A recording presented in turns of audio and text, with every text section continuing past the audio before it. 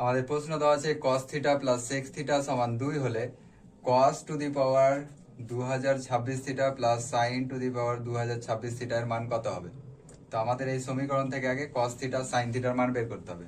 তো এখানে কি করে করব, cos theta plus sec theta সমান 2।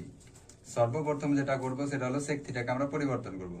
cos থিটা প্লাস থিটা সমান 2।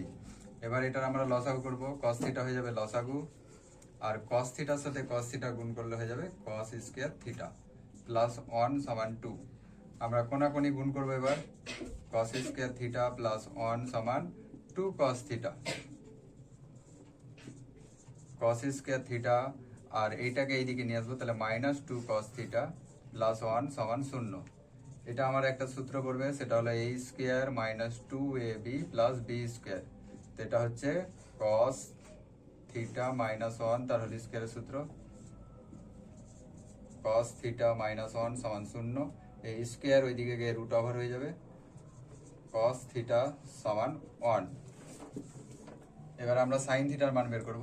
cos থিটার মান পেয়ে গেছি, sin থিটার মান আমরা জানি sin থিটা সমান root over 1 minus cos square theta. 1 minus cos স্কয়ারের মান আমরা 1 এর স্কয়ার করে দেব, 1 এর স্কয়ার 1 হয়, তাহলে sin থিটার মান পেয়ে গেলাম আমরা 0। এবার এটার মান বের করে নেব, অতএব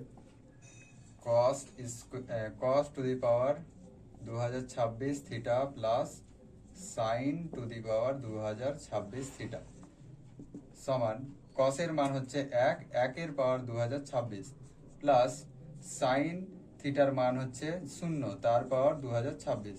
তো 1 এর পাওয়ার যা হবে একই হবে, আর 0 এর পাওয়ার কিছু হলো 0, তাহলে 1 আর 0 যোগ করলে 1, অপশন বি।